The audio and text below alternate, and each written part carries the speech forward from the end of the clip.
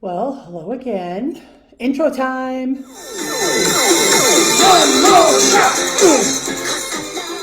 So, I think I'm going to continue the theme that I started this morning about change and the difficulty. I probably had two separate conversations today about people wanting to change something and feeling like it was going to be super difficult, feeling like they weren't going to get started because it was too much trouble. And I'll be frank, change is not easy. And I've changed a lot of things. I've changed back, I've changed more, I've changed less, I haven't changed at all, depending on who you ask. But the point of what I'm trying to say is that sometimes getting bogged down in my head about the details of how I'm going to change or how I'm going to do things or how I'm going to make something happen, it's just a tremendous amount of responsibility that I don't need to shoulder. In fact, changing is big. It takes time, it takes practice, it takes discipline, it takes perseverance, but it's also just a lot of continuous, simple actions. And more often than not, people prevent themselves from changing because they get too bogged down in their heads, because they overanalyze it, because they make it harder. And the thing is that things are probably as hard, if not harder or less hard than you think that they are. But you really won't know until you do it. And every time you start examining all the reasons that you can't do something, you're stopping yourself from trying. And that, in fact, is what is the word I'm looking for? Shitter. I mean, it's something that's just going to bring you down really quickly because you're not allowing yourself to grow. You're not allowing your mind to be open, and you're not allowing yourself to be present for a better part of you, a more intricate part of knowing yourself and living your life and being happier. And so as I watch people try to change, and I watch those who are successful versus those who are not, those who are successful, no matter how much they fall, they get up. No matter how many mistakes they make, they try again. No matter how much they do it wrong, they keep trying to do it right, even though right and wrong are relative, right? So, or wrong, right? Or wrong, maybe, I don't know. So I'm just talking, right?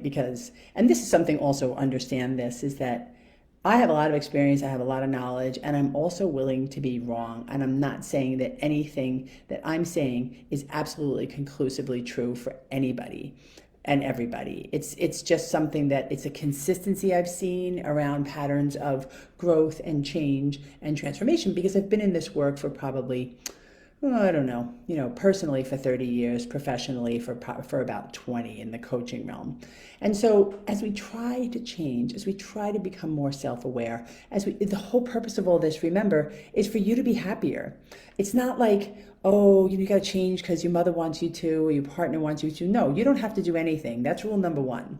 You don't have to do anything other than what you want to do. But the truth is that a lot of people really do want to change. And a lot of people don't know how. And a lot of people get stuck in the mire of their minds when they don't know how, trying to figure out how to make it happen with their mental will alone. And your intellect is incapable of manifesting greatness without additional energy, additional power, higher consciousness. There's all types of tools about consciousness and power and meditation and movement and connection that I can teach you that are very practical and that are very easy to do.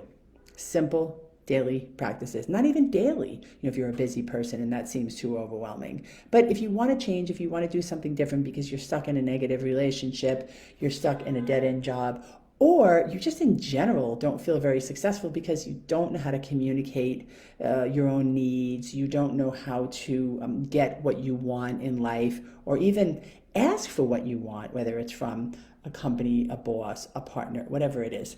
We can help. I can help in explaining just simple practices that you can start to do and tools that you can use to make little changes. And little changes lead to medium changes, and medium changes lead to big changes. Now that's pretty high intellect stuff, don't you think?